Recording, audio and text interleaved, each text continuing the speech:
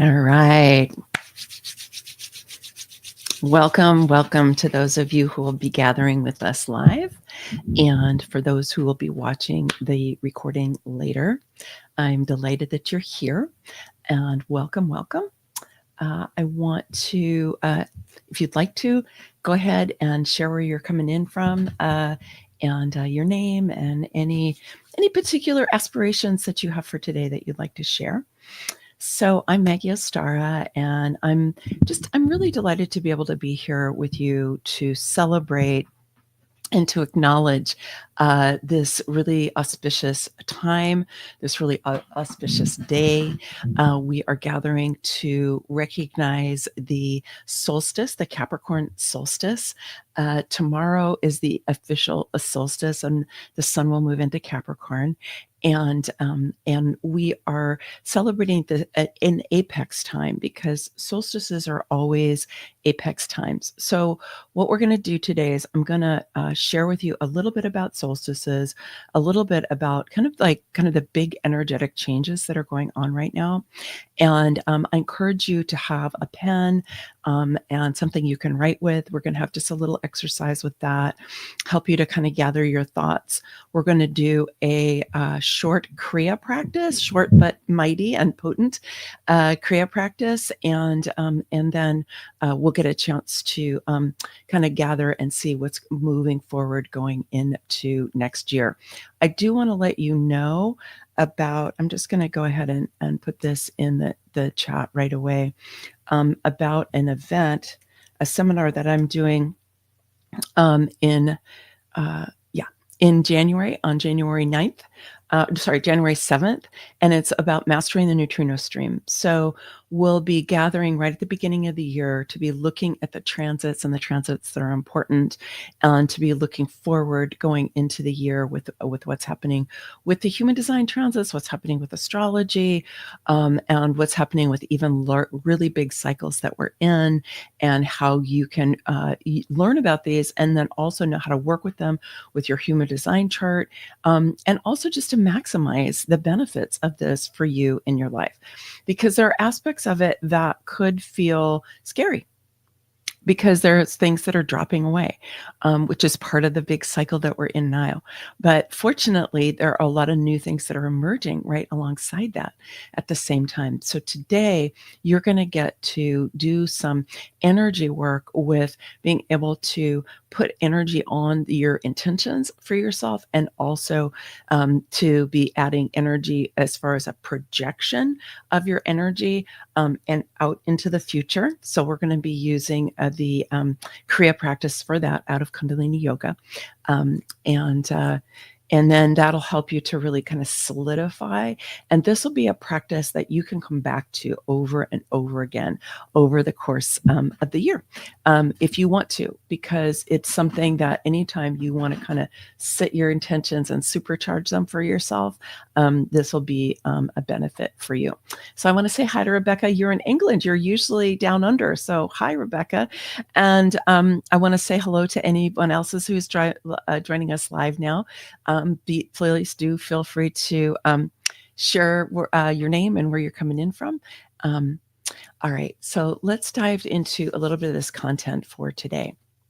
So the solstices are an apex. They are the apex either of increasing darkness, which is what's happening here in the Northern Hemisphere right now, which is that we're going to have the longest night. Actually, tonight is the longest night. And because the solstice is tomorrow, kind of early in the day. So it's kind of tonight, tomorrow night. The difference is pretty small. So you can really kind of work with this over the next few days. And but it's the apex of darkness. And in the southern hemisphere, it's the summer solstice, and that will be the apex of light for them. And so what we're experiencing is this dance of darkness and light that the sun and the earth always go through, which is that during different seasons of the year, we have more darkness or we have more light. And I want to really just state here that it's important for us to reclaim darkness as a positive energy. Darkness is where we rest. It's where we restore. It's where we heal. Darkness is generally when we sleep. Sleep is when we rest, when we restore.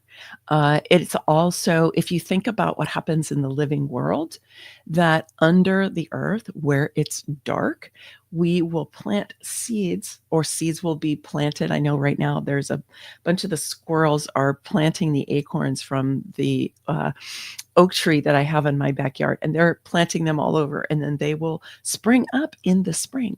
But we're planting them down into the darkness, and they will rest there until it's time for them to sprout and begin to grow and to regenerate. And so they will be growing in the darkness for a long time before we see anything happening. And sometimes I hear people say things like, why do I waste, a third of my life while I'm asleep? Well, you don't waste it. There's actually really important things that are going on during that time.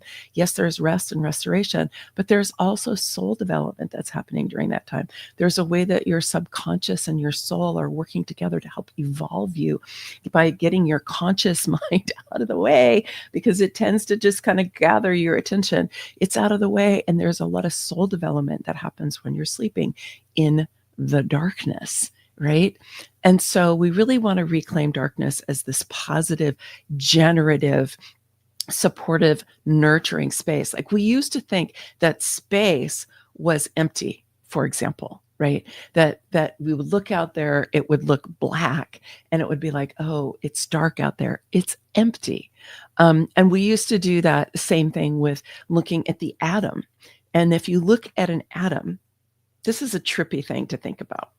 If you look at an atom, 99.99999% of the atom is supposedly empty space, just like the space of the cosmos is mostly empty. But what we're learning is it's not actually empty. It's full of potential. In the quantum world, we would call this wave. So it's in the wave pattern. It's not in the particle, which is material reality.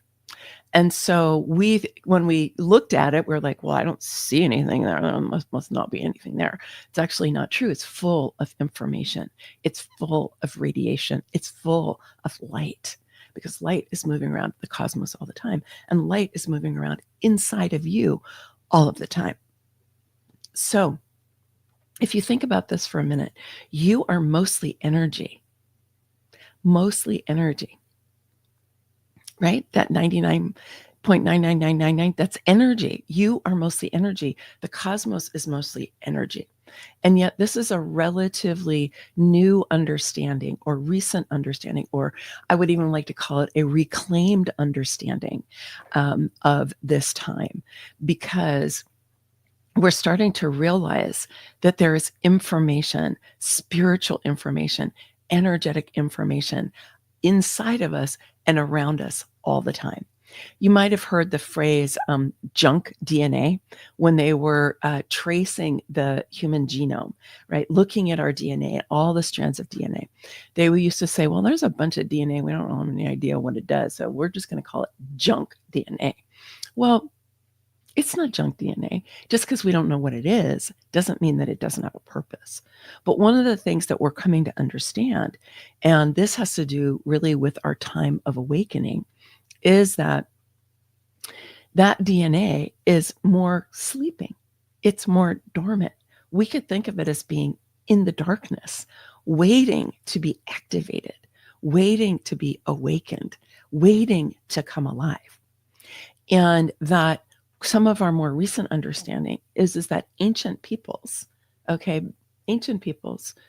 used to have more DNA that was awake, that we had different psychic powers during that time, and that we've been in a cycle of descent. We've moved into the Kali Yuga. We've been in the Kali Yuga for the last 4,000 years, which we all know has been a time of a lot of violence and coercion, a lot of power over, right? That I call it the age of empire, right? Where empire got really big, really strong, right? So we've been in that time, and we're coming out of it.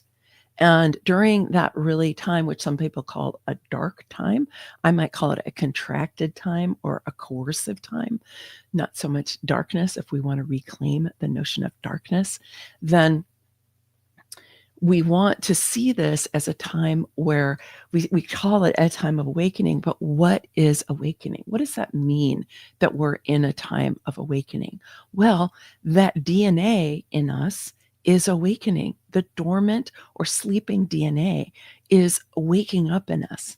And also the way that we're activating our DNA, the epigenetics of our DNA is changing, because we've learned that we can change our gene expression by changing our environment and changing our attitude and changing our energy and changing our frequency. And so that is how we can actually change the codes of light that our bodies are built upon. I know one of my major spiritual teachers, who's a light being named Oren, is channeled by Sine Roman. Sine is no longer in her body, but they have a huge corpus of work. You can look them up if you want to. I love Oren's teachings. And Oren has taught us for many years about how to bring in light to upgrade the codes of light, upgrade our DNA. So he's been teaching about that since the 1980s.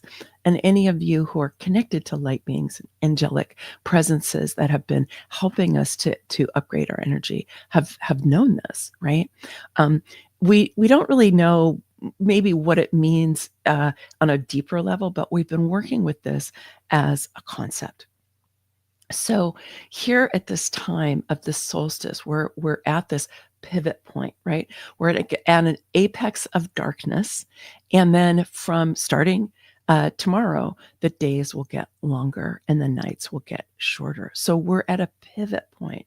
And anytime we have a pivot point like that, it's very potent for us in terms of what we're focusing on and what we want to be creating for ourselves and what it is that we want to be awakening for ourselves as we're moving into this expansive time of the year.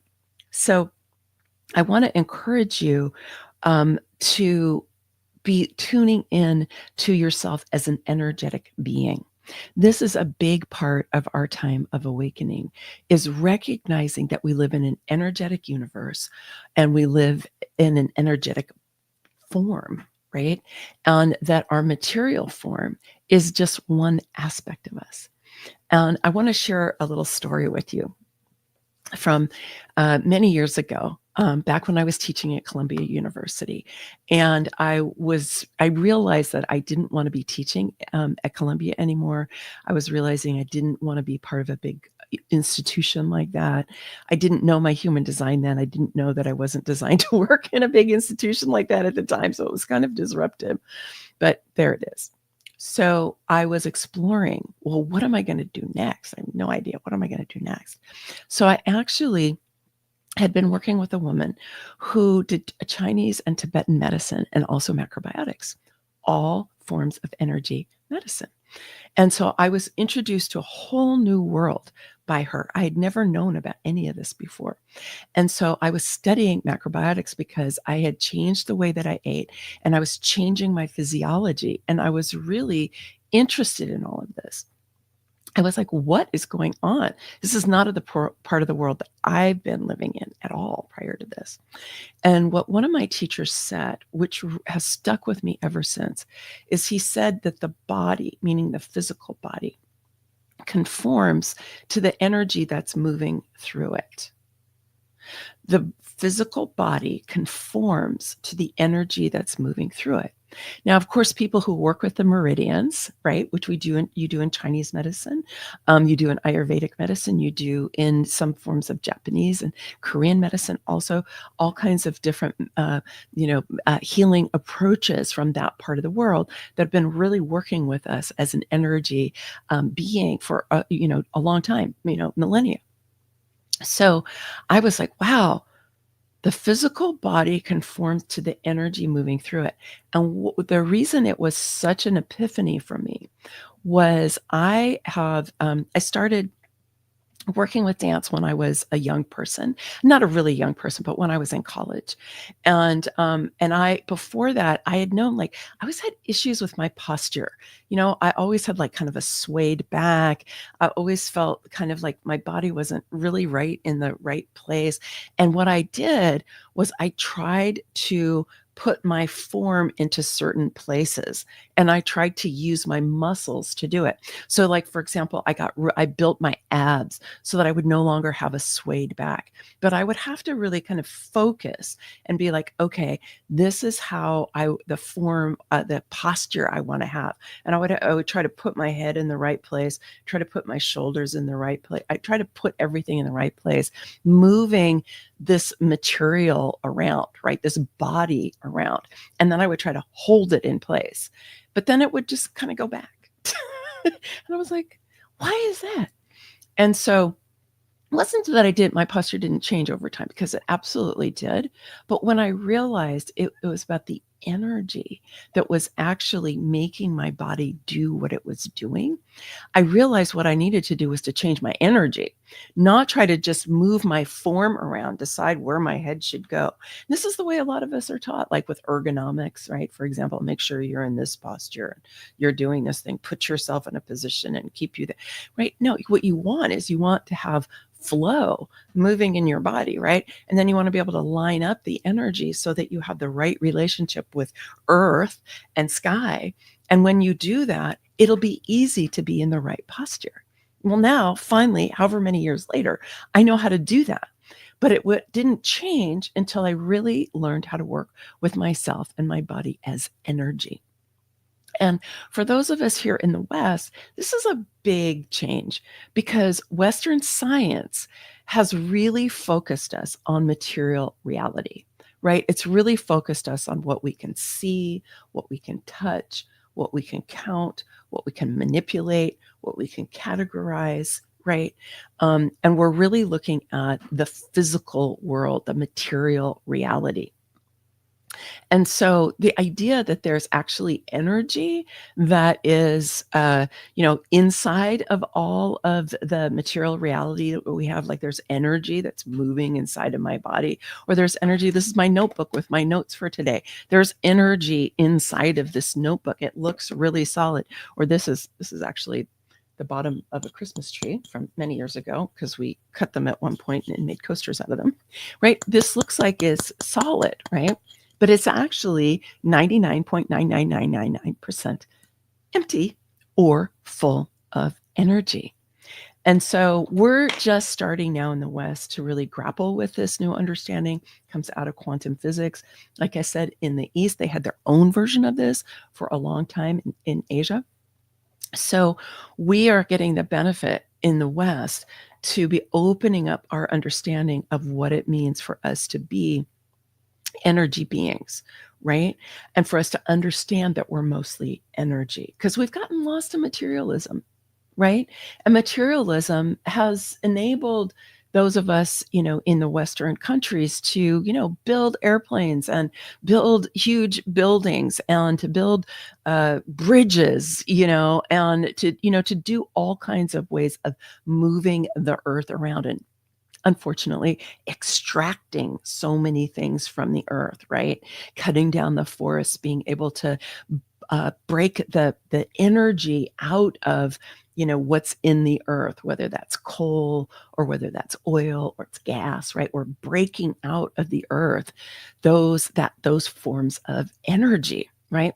Or with the trees, when we cut down the trees and burn the trees, we're breaking the energy out of the trees.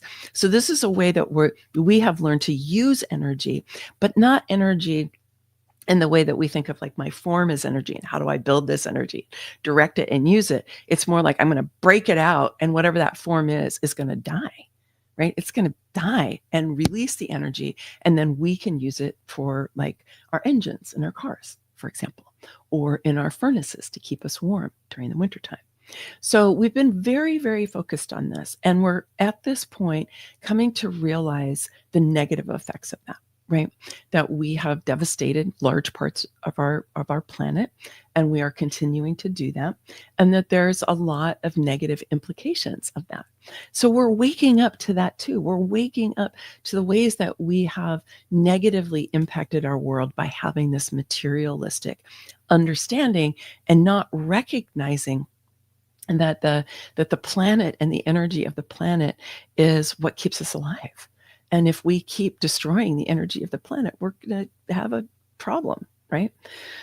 So let's all take a big breath into that. Yeah. So I just want to say blessings on us all. I don't think that we really realized. A lot of us are waking up to this. A lot of us are making new choices. And so good for us. And we're going to continue to do this, and we're going to need to accelerate that as we look for other forms of energy to help us to be able to live the way that we want to live. But what we want to do is start with our own selves and get to know our own energy and see how we can align our energy with divine energy. So let me just talk about this for a second, because we have disconnected ourselves largely from the cycles of the living world. Like many people don't even know about the solstice, right? They're focused on Christmas because Christmas is this huge Christian holiday, which is now infiltrated many, many places, even among people who are not Christians. And it's like this big holiday, right? Well, Christmas is, the early Christians put Christmas at this time of year because it's on top of the solstice. And so we're looking at this return of light, and we're looking at a cycle in the living world. And many of us have been disconnected from the cycles of the living world, like the day cycle, right? We have electricity, we have lights, we have heat, or we have air conditioning, depending on where we are. And we're like, we can have a 24/7 society, and we can be up all night on the internet, and we can do all of that kind of thing. But we do it to the detriment of our own health. Because, like I said at the beginning, we're really designed to be sleeping when it's dark, not up on the internet all night long, right? That's not how our physiology and our beings are designed. We're designed to be in relationship to the cycles of the living world. So there are days, there's the lunar cycle, right? Where we plug into whether the moon is new or whether the moon is full and how it's changing. We have to remember we are mostly water. We're made up of the elements of the earth. We're big sacks of water with minerals in it, right? And the water in our bodies resonate with the cycles of the moon, just like the oceans do, right? The oceans have tides. Well, guess what? So do we. But how many of us pay attention to that, right? Usually we don't, right? The cycles of the day, the cycles of the moon, the cycles of the season, even. Right?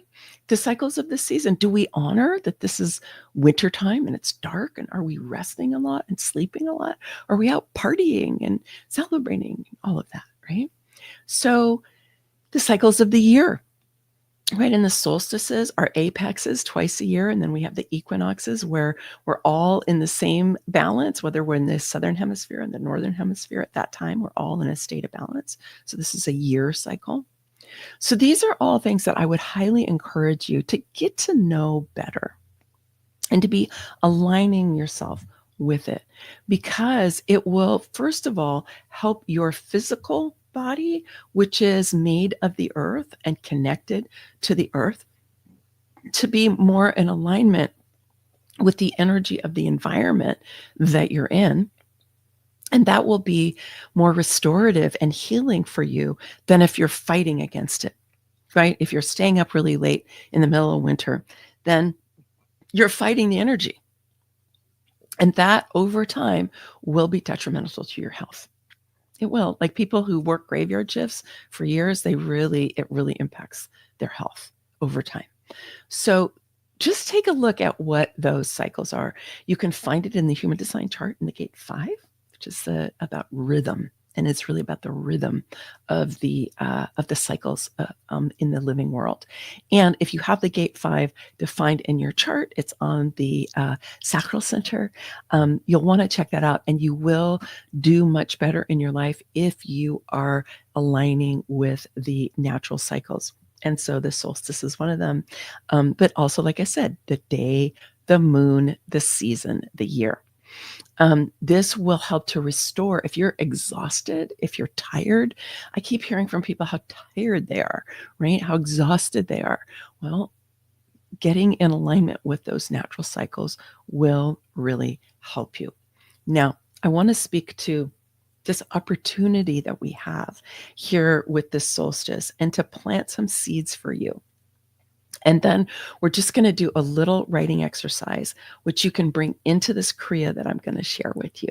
Okay. And then, like I said, you can carry this forward with you into the new year, and you can do this kind of practice multiple times as you choose to. Okay. So, like I said, we are at the solstice, we're going to move into Capricorn. Capricorn is a beautiful energy ruled by Saturn to help us to really grow our personal discipline, our ability to do the things that are really healthy for our bodies, to eat the right food, drink the best water, get the amount of rest that we need, build our personal discipline so that we're not just being distracted by and pulled into all of the different so-called pleasures that our society offers us, like in the form of sugar and alcohol and partying and stuff like that. And I'm not against partying, but I'm just saying, when are we doing it? Are we moderating it, right? And allowing yourself to do things really consciously and purposely, and not just kind of going along with what it seems like it, is around in the outer world. And certainly what, kind of the culture is encouraging you to do, right? Which generally is conform and consume, and especially, right, buy, consume right now. So getting a handle on that for yourself and growing into your personal discipline so that you can really do the things that are really good for you. And so that's a great benefit that we have moving into Capricorn, which happens at this solstice. Okay, now something else that's happening with the solstice right now, and just go with me with the essence of this. You do not have to know the details. I will put a link below in my YouTube, and those of you on Facebook, I'll put it in the comments in Facebook. But that has to do with the Heather Unsworth did a beautiful unpacking of this in her solstice video. But she was talking about Mars is opposite Pluto. Exact, right? It's coming in exact. And they have been dancing with each other. But Mars, who's my ruling planet, who's Aries, is about personal will. It's about personal sovereignty, right? It's about the I am, this like, I can do it. It's courage. I can go for it, right? And so that's Mars. Whereas Pluto, ruler of Scorpio, Pluto's just moved into Aquarius, as you probably are aware. Pluto is much more about divine will. It's about tuning in to the larger flow of the cosmos and burning down and then rebuilding everything to be in alignment with that divine will. And according to Heather Unsworth, and I love this interpretation, she says that Mars was really corrupted under patriarchy, was really kind of taken over and made into the god of war and used as a symbol for the age of empire, which I think we all recognize, right? And if you look at like the symbol of the Roman legions, right, it's that eagle, right? That is that god of war. And so part of what's happening now, as Pluto is opposite Mars, Pluto is saying, come back into alignment with divine will.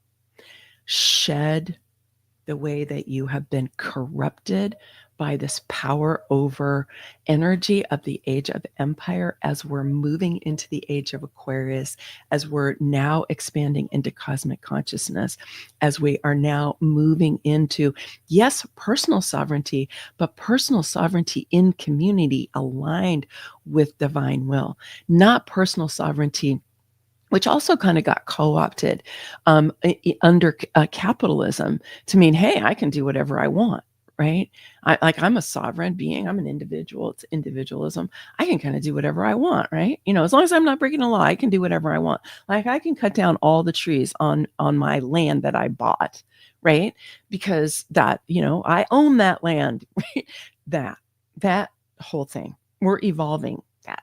And we're evolving it to come more in alignment with divine will. And divine will recognizes unity consciousness, right? That is what divine will is unity consciousness, is what we call it in the yoga traditions, right? Or oneness, which is what's more in the Buddhist traditions, more about the oneness. And we can think of this as an aspect of the unified field, which is what the quantum physicists are calling what we thought of as that big empty space, but which is in fact not big and empty. It's full of energy, right? It is cosmic energy. And there is so much of that is coming through our solar system right now, because our solar system's coming close to the galactic center. It's activating our sun. We're getting a lot of extra energy coming from our sun through those solar flares. And I know for some of you, that's really been impacting you. And so we are definitely being influenced by these large astronomical changes, which we interpret astrologically, and we also interpret through human design. Now, little side note here. In the January transit report that I'll be offering, and in the Mastering the Neutrino Trees event that we're doing on January 7th, which I mentioned earlier on, and I will mention again, we're going to talk about these bigger cycles, because we're ending a 24,000 year cycle right now. And there's just really big things that are happening. And in the human design world, this is the 2027 prophecy, and it's actually getting activated in January 2025. But this is also being talked about in the, like I said, the yoga traditions with the end of the Kali Yuga, and so it's everywhere, basically. This also has to do with indigenous prophecies. We had the Hopi prophecy, we had the end of the Mayan calendar. So there's all kinds of things that are kind of coming together here. And in the Feminine Sovereignty podcast that I'll be launching in January, we're going to be digging into that more in more depth. So just to say, there's more to that, and there's more to come that I'll be sharing with you. But here for today, we want to look at how do we align our personal will, our personal vision, our personal sovereignty with divine will, with the greater cosmic plan, and with the energy that is moving through our solar system right now, that is helping to awaken our pineal gland. It's helping to awaken the DNA. It's helping to change our DNA. It's changing our epigenetics. It's waking up some of that DNA that we thought was junk DNA. It's all very mysterious. I don't claim to understand this process, but I certainly can feel it inside of me. And if you've been feeling a lot of changes happening inside of you, even if they're mysterious, it's happening to you too. And it's happening to all of us. It's just some of us are welcoming it in, working with it, using meditation, using our own ability to align. And some of us are fighting it and pushing it away, saying, I don't want that. I don't want those changes. I want things to be stable. Want things to be the same. So just know you have a choice here, right? And I am in favor of and offering you to step onto the timeline where you do get to evolve in alignment with cosmic consciousness. And you do get to move into a state of being which is more compassionate, more loving, more caring, more filled with gratitude, more in alignment with cosmic consciousness, more in alignment with the living world. So when we think about this, like I said, Pluto moving into Aquarius, right, which is about personal sovereignty, and then the precession of the equinoxes, which we'll talk more about in the other session that I mentioned, which is really the big age of Aquarius, which we're moving into right now. And that's going to go on for 2,000 years. So there's a lot of big stuff happening right now.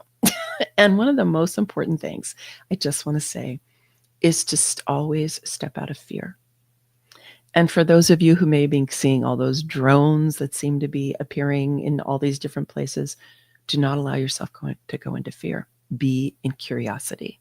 Just be like, or ignore it, right? If you don't have to pay attention, just ignore it, or be curious. Wow, I wonder what's going on. I wonder what's happening. And you can be like that about all kinds of things, because fear is not your friend. Just remember, fear is not your friend. Love is your fear, or neutrality is your fear, or curiosity. I wonder, stepping into the mystery. So I want to give you just about 3 minutes right now to write down for yourself. Okay. Write down for yourself. If you've had some personal aspirations for this coming year, write down what those are for yourself. And if there are things you already know that you want to be letting go of, write those down for yourself. And if you want to, you can post them in the comments as well, and we can witness that in you too. So go ahead and start now. Just take about 3 minutes to do that. And I'm going to post some of mine in the comments, and I invite you to do that if you're open to sharing that way. Okay, so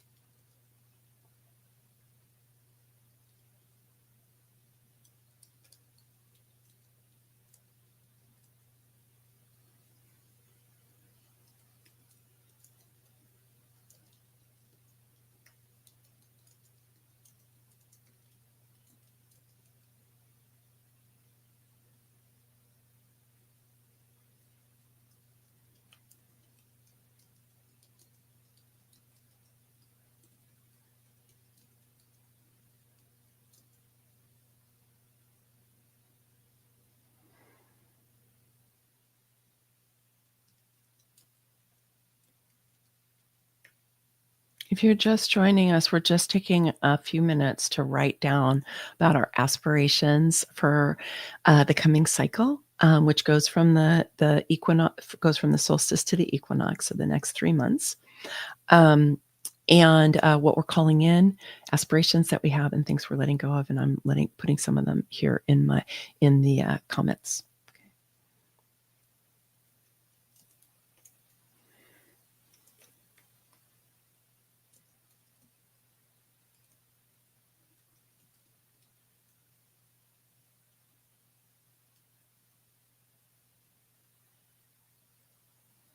So taking just about 1 more minute.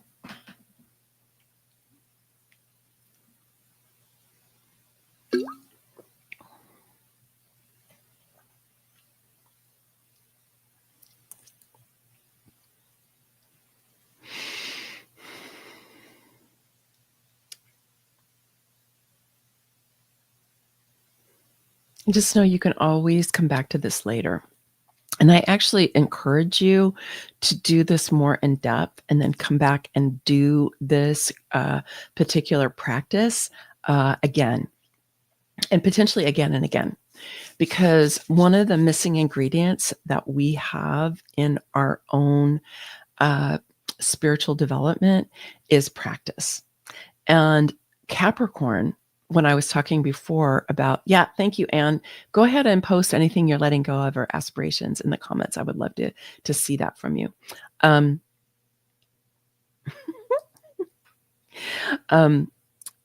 just go ahead and post that for yourself. And then also, like I said, come back to it later on, because practice is really the thing that transforms. High impact experiences that can come out, right? It can create an opening, but it's when we practice that we really reprogram ourselves the way that we want to. And this is why I love Capricorn and I love Saturn, because they're such huge allies for us in being able to develop our personal practice.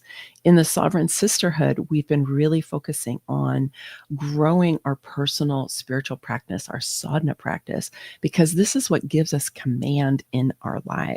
Is when we are doing practice that enables us to have more command of our energy field, When we have more command of our energy field, we have more command of our physical form, of our emotions and our thoughts and our beliefs. And so that's why we do these kind of practices. Okay, great. So Anne says she's letting go of the sense of scarcity and how that impacts her behavior around her coworkers and family. Yeah, scarcity is such a good one to let go of, Anne. That's awesome. And Monica says something she's calling in is to expand her intuitive gifts to support her coaching practice. Yeah, her coaching business. Excellent, Monica. I love that. Right. And then Anne is calling in more awareness in the moment and the open connection to energy of all. Excellent. All right. So I want to lead you through this, like I said, this Kriya practice. Now, whenever I give you guys these Kundalini yoga practices, what I always say is do what you can. Take a break if you need to. Don't do anything that is going to stimulate an injury. Okay, don't do that. It's not worth it. And if this feels difficult or too strange or you're not quite sure, just you can always imagine it. You can always visualize it for yourself too. You don't have to necessarily actually physically do it. All of that works as well. All right. Oh, good. Hi, Rebecca. She says, what I'm dissolving are patterns I've observed that don't serve you. Exactly. Perfect. Excellent. Right. Patterns that don't serve us, right? They may have served us in the past. You know, we're smart beings. We create patterns, especially survival strategies when we're young, but then we generally outgrow them. But then we also take in patterns from the overculture that don't suit us either. So let's help to move some of those out here. And that's really what we're going to be doing with these practices, is helping to move out the things that don't serve us. And then we're going to do some dissolving of the ego. Always a good thing, right? Dissolving of the ego. And then we're going to do a special practice that helps us to project even more what it is that we want. Okay. So the first thing that we're going to do, just think about this for a second. Yeah. So we're going to do 3 different rounds. And hold on just one second. I need to get my clock here.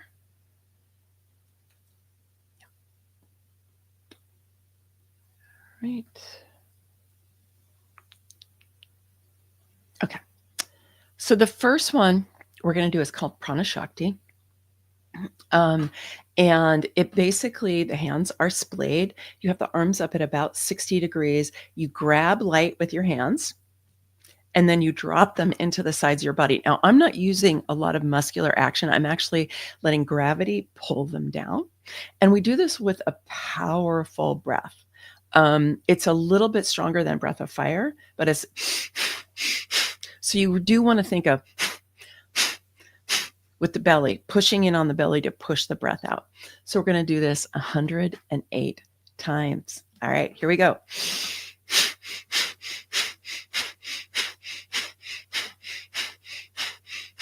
As you're doing this, you're just boosting your energy, your build energy, building your prana.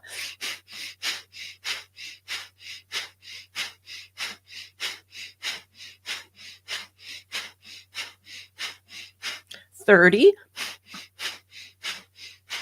Try to relax your shoulders, use your shoulder blades, use your back.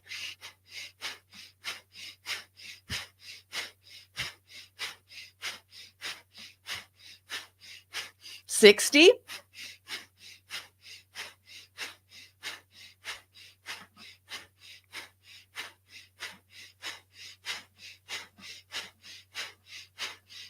You can do it. Go for it. 90, almost there. Go for it. Pick up again if you took a break. Finish strong.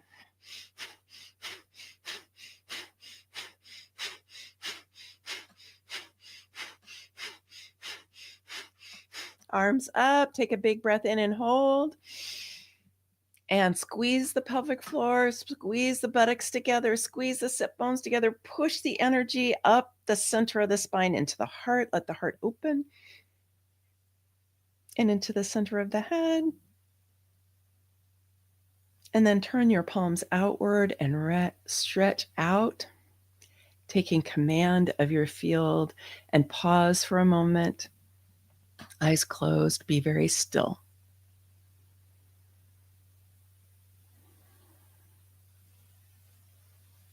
Notice your energy. Notice how your body feels. You may feel a lot of energy kind of around your head and just above your head.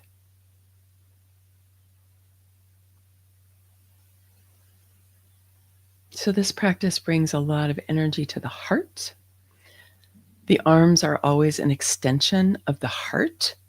So it just brought a lot of pranic force into our own energy field.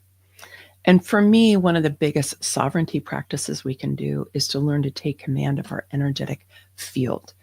Those of you who get overwhelmed by energy, those of you who consider yourself an empath and you feel like you get impacted by other people's energy a lot, these type of energy practices will support you so much to be able to not only release other people's energy out of your field, but also to fill your field with your own energy. And when you do that, there's not as much space for any of the other energies to get in. So you do not have to be at the mercy of being an empath or at the mercy of having a really big open human design, because I do. I have a really open human design. I only have 4 defined centers. So I have a big openness. And so for me, energy practices are super, super beneficial. Okay, so the next one we're going to do is called ego eradicator, right? Who doesn't want to eradicate their ego? Okay, so the hands are going to be like this. It's kind of an odd position, but the tips of the fingers are right at the top of the palm, right? So they're curled in, and then the thumbs are coming inward. And then we're going to have the arms at that same 60 degrees, and we're going to do breath of fire. So breath of fire is very similar to what we were just doing. It's not quite as intense because we're not moving the arms that way, but we are going to have the arms up, okay? So like I said, do it as long as you can. If you need to take a break, come back in. If you take a break, imagine that you're still doing this, and we're going to do this for 3 minutes. Here we go.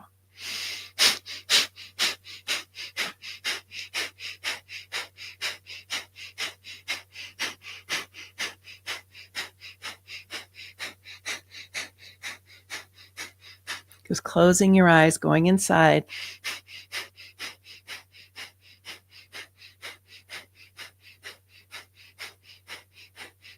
Feeling the shoulders on the back. So you want to support your arms with the shoulder blades that are on the back, not by reaching up with your shoulders. That's going to really hurt. So pull your shoulder blades down. See if you can get into a little bit of a trance here.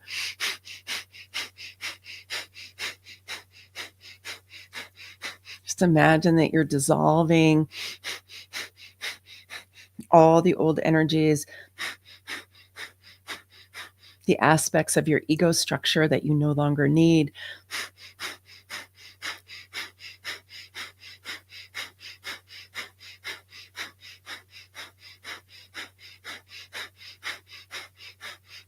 Breath of fire is really helping you to activate your digestive fire. This is going to help you digest not just your food, but also your emotions and your experiences.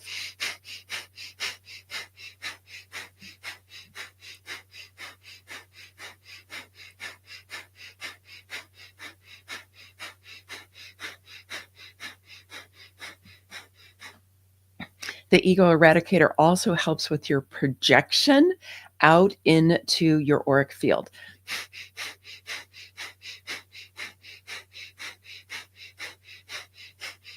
You're doing great. Just about 1 more minute to go.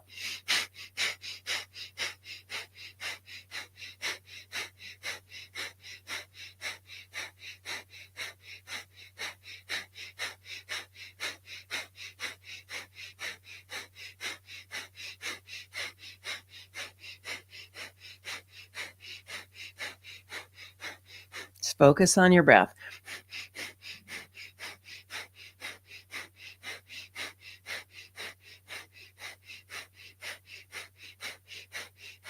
You're doing great. Stay with it. Just about another 30 seconds. Reach, reach, reach, reach, reach.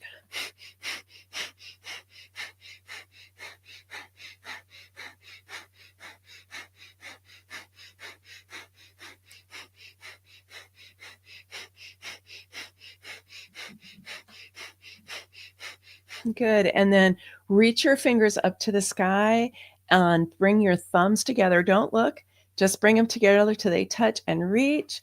Take a big breath in and hold. And squeeze the pelvic floor. Push the energy up the front of the spine. Let the heart open right into the center of the brain and hold.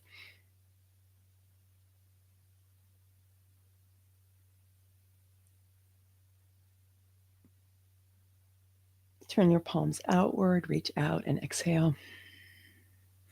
Taking command of that energy field. Good. And then palms up in your lap, first finger and thumb touching, and pause. Close your eyes, go within.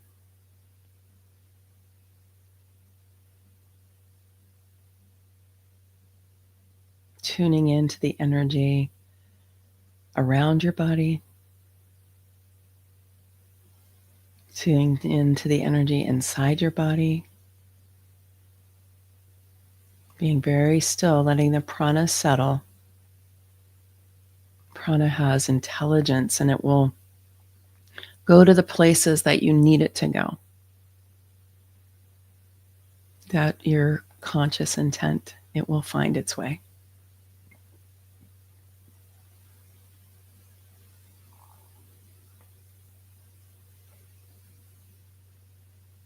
Good. Ego eradicator is just such an awesome energy boost, right? And it is a great way to just clear out detritus out of your energy field. Okay, so with this last one we're going to do, it's called Sat Kriya. We usually do this sitting down with in Virasana, which is where you're sitting on your heels. Okay, I'm sitting in a chair. You can do it sitting in a chair if you want to move into Virasana and sit that way, or if you want to sit on the floor and sit cross-legged or an easy pose, you can totally do that. And at the end of this, I'm going to, if you want to, you can lie down and rest. It's always a good thing to do. I will close us out. After we do this, I'll repost the link for you to join us on January 7th. So you can grab that link and register for that now if you want to. And it will also let you know about what's happening in 2025. But we'll just cycle back to that. So Sat Kriya is extremely powerful. And it relies on what you want to be able to do is when you say Sat, Sat, you're going to push in with your belly. Sat. So it's going to kind of push up the energy. Let me see if I can show it to you. Sat, Sat, Sat. And what we're thinking of is you're going to think of Sat. You're going to pull in and you're pushing the energy right up to the third eye. Sat. And then Nam. Sat, Nam. So what you're doing is you're energizing your third eye. Okay. And then you are projecting out into your future what your aspiration is, what your desire is. Okay. So we just cleared the field. We just boosted your energy. We just gave you more command of your energy field. Now you're going to use your energy to project your aspirations into the future that you desire. So remember for yourself what you wrote down or what's coming to you about your aspirations for this next cycle, right? Between the solstice and the equinox, right? This is our next cycle. And that's what you're going to be energizing with Sat Kriya. Now the arms are going to be above the head. The hands are folded and then the fingers come together. Now the traditional yogic way of doing this is we say that the left thumb goes over the right thumb for women, and the left thumb goes over the right thumb for men, or however you're identifying. So you can decide what you want to do with that one. Okay. And the arms are going to be up over the head, and we're going to go Sat, Nam, Sat, Nam. So the exhale is right after that sat. Sat, nam, sat, nam. Okay, so just follow my rhythm here. And we're just going to do this for 2 minutes. Let me see if I can come back so you can see me a little bit more. Okay, so remember what your aspirations are, right? And this is how you're going to energize them. All right, here we go. Sat, nam, sat, nam, sat, nam, sat, nam, sat, nam, sat, nam, sat, nam, sat, nam, sat, nam, sat, nam, sat, nam. It's like with that inhale, you're inspiring, you're breathing in spirit, you're breathing in prana, and then you're using that to fuel your projection into the future of your aspiration. Sat, nam, sat, nam, sat, nam, sat, nam, sat, nam, sat, nam, sat, nam, sat, nam, sat, nam, sat, nam, sat, nam, sat. If you have any emotions that are coming up, just let them come up to be released. Sat, nam, sat, nam, sat, nam, sat, nam, sat, nam, sat, nam, sat, nam, sat, nam. One more. Sat. Breathe in and hold. Squeeze the pelvic floor, squeeze the buttocks together, the sit bones together, push the energy up the front of the spine. Let the heart open and right into the center of your head and hold. Leave your arms where they are and exhale. And again, inhale. Squeeze the pelvic floor, Mula Bandha. Push the energy up the front of the spine, open the heart, and hold. Leave the arms, exhale, leave the breath out for a moment.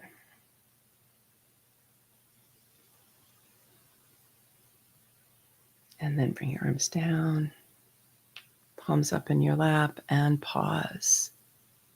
Be very still, first finger and thumb together. Notice how you feel.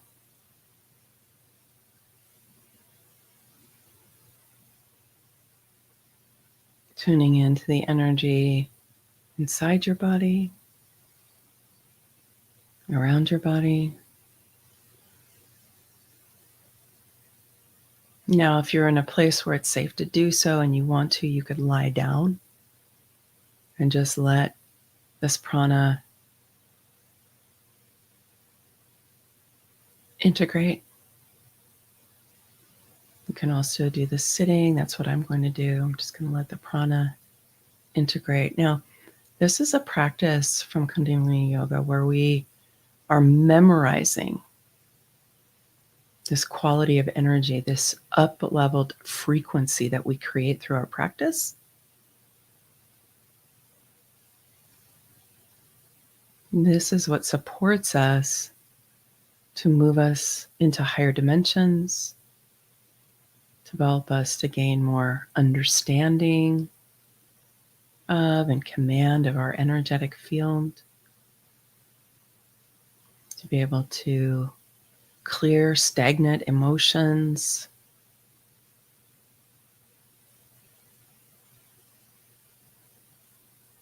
to bring deeper healing, to move us into a state of heart and brain and gut coherence, to access the frequency of healing, of awareness, of oneness, of wholeness.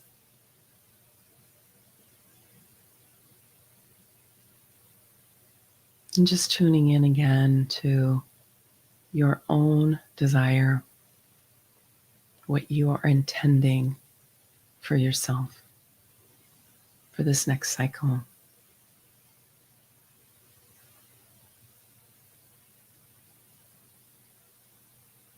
Just bringing it into the light of your own soul fire that you've just activated.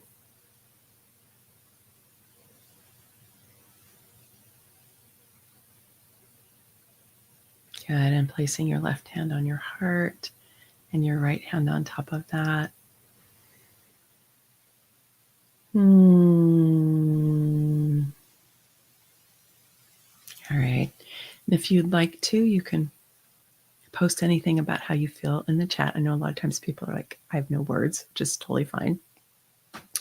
But if you do, I would love to hear.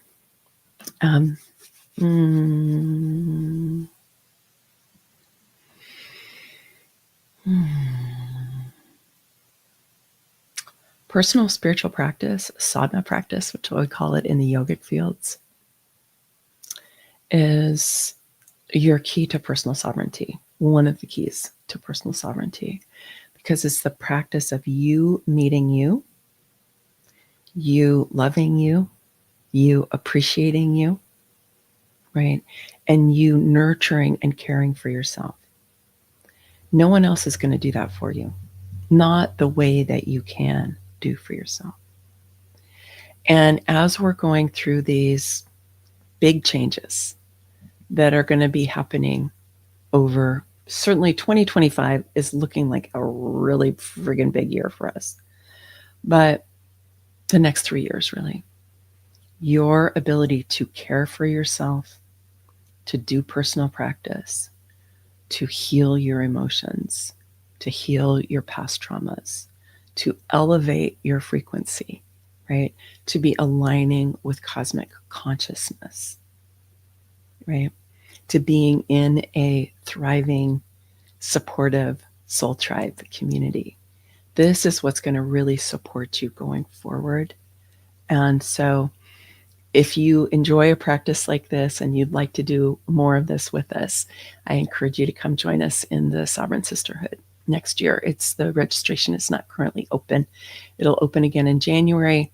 So I'll be letting you know about that more in January. But we do practices like this. We focus like this because my intuition and my experience is that as we're going through these times, it's really helpful to be walking shoulder to shoulder with others who are also, for example, using their strategy and authority in human design to guide their lives, knowing how to make decisions from the inside, tuning into what's true for us, right? Being able to be ourselves, being able to step into the truth of who we are, being able to interact with each other as sovereign beings, right? All of this are hallmarks of the Aquarian age. So if you decide to join us, I would love to see you then.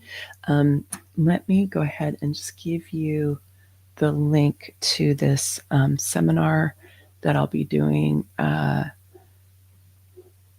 January 7th. I hope you will come and join us, Master the Neutrino Stream. And many, many blessings to you for this wonderful solstice. I encourage you to be reverent, to be in prayer, to be lifting up your energies as much as you can over the course of this weekend, and to have a beautiful and restful holiday season, however you experience it. Okay. Many blessings. Much love.